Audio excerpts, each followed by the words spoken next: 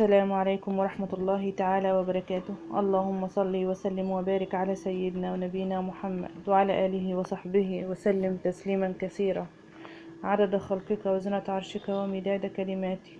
ازيكم حبايبي، عاملين ايه؟ يا رب تكونوا بخير وبأحسن حال. يا ريت بقى اللي بيبدأ معايا الفيديو ما ينساش الاشتراك عندي في القناة وتفعيل الجرس على الكل فضلا وليس أمرا، وما تنسوش البصمة الجميلة بتاعتكم.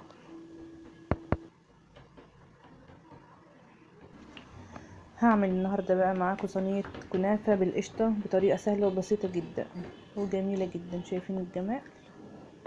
ما شاء الله تبارك الله، ولا حول ولا قوة إلا بالله العلي العظيم. الشكل طبعا بيتكلم عن نفسه، والطعم طبعا كان جميل جدا. شايفين شكلها؟ ما شاء الله ولا حول ولا قوة إلا بالله العلي العظيم.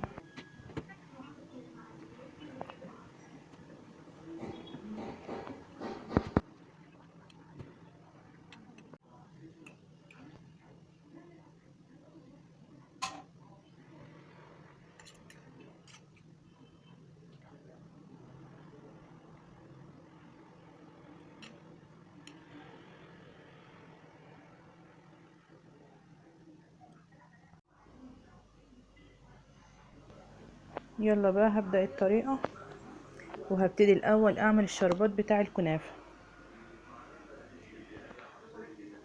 هحط لهم كوبايتين سكر، دي تاني كوباية. هحط لها كمان كوباية ونص مية.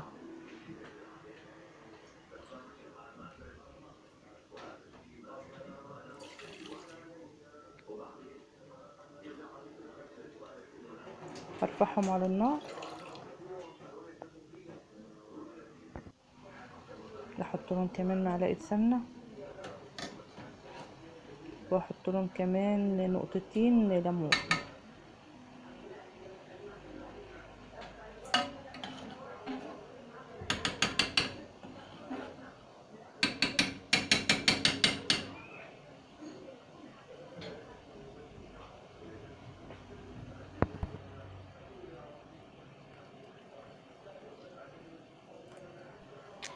هسيب الشربات لمدة 6 دقايق، وبعد كده انزله يبرد عشان عايزاه يكون بارد، لان الكنافة هتكون سخنة.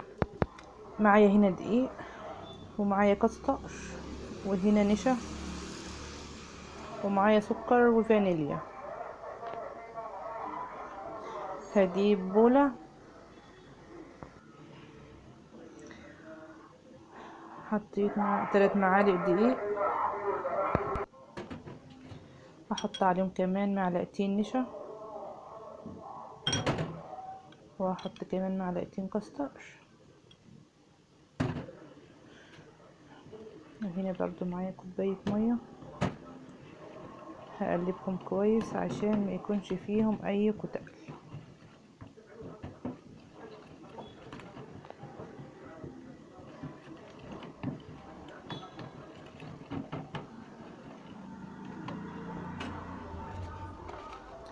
جبت بقى هنا حلة على النار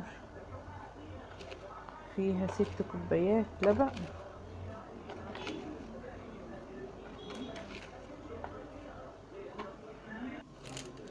وحطيت لهم 6 معالق سكر، واحط لهم ورقة فانيليا كمان.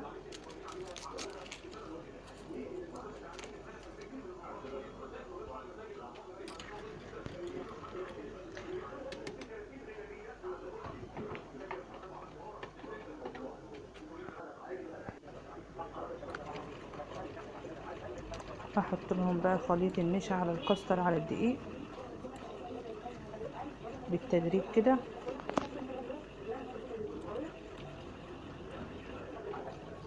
نقلبهم بقى كويس كده مع التقليب المستمر عشان ما يكونش فيها اي كلاكيع او كتل.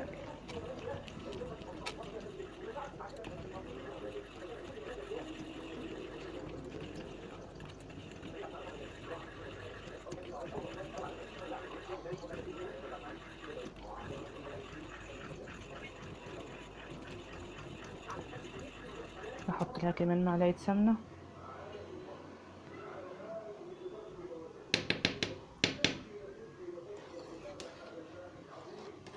واسيبها بقى على جنب عقبال ما احضر الكنافه.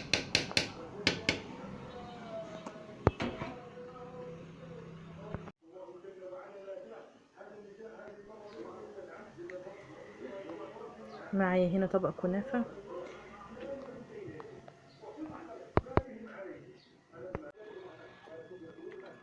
وجبت هنا معلقتين زيت، هحط عليهم كمان معلقه سمنه،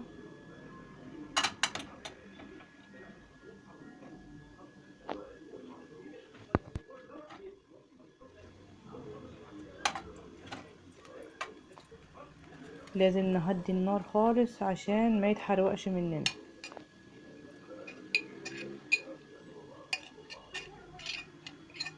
مع التقليب برضو المستمر.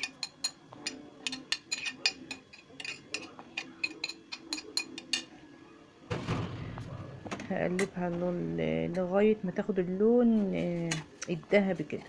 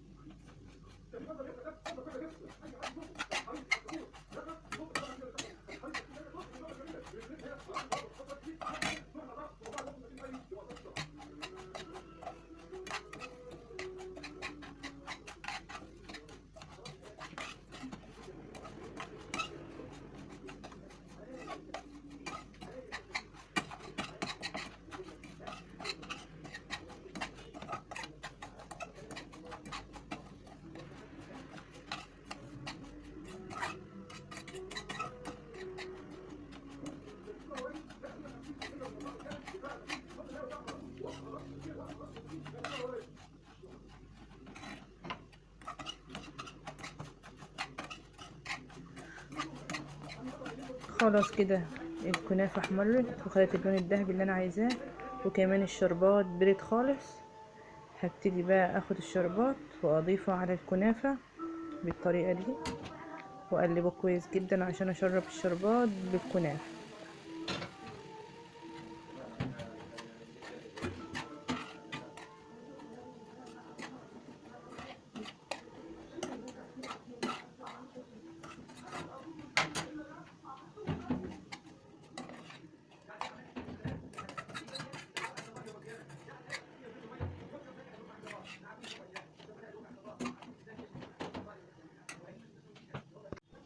معايا هنا صينية مسحاها بمعلقة زيت، هضيف بقى فيها الكنافة وابتدي افردها بهرسة البطاطس، اسويها كده.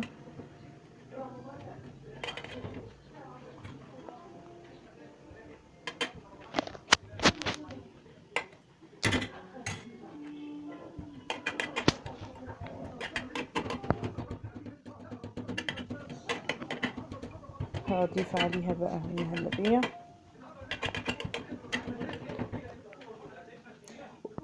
واحطها في التلاجة لمدة ساعة.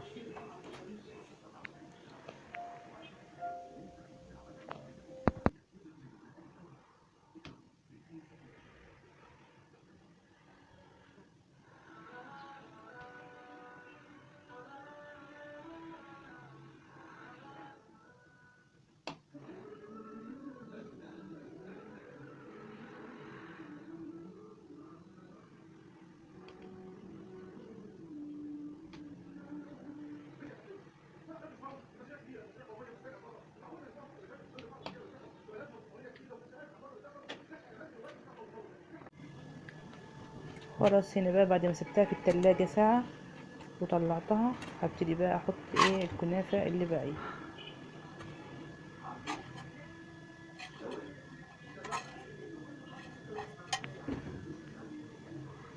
هسويها برضو بالمعلقة، لازم تكون ايدينا خفيفة عشان ما تبص مننا.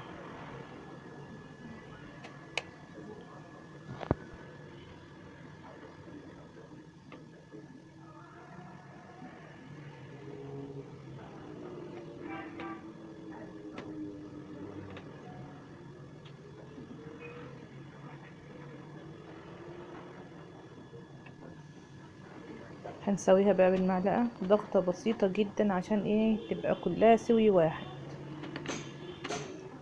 بالطريقة دي.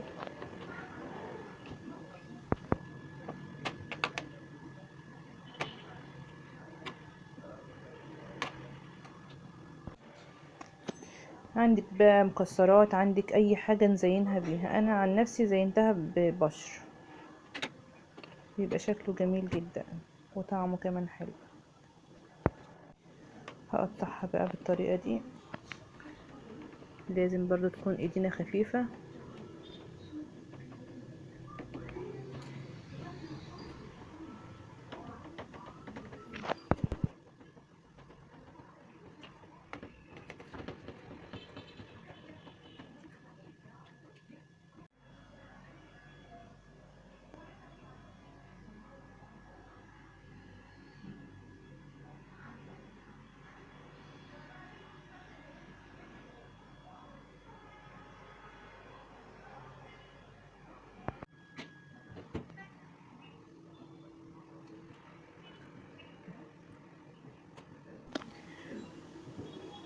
يا ريت بقى اللي وصل معايا لغاية هنا ما ينساش الاشتراك عندي في القناة وتفعيل الجرس على الكل فضلا وليس امرا، وما تنسوش البصمة او اللايك او الاعجاب، مش هنخسر حاجة وربنا والله ولا هنتكهرب.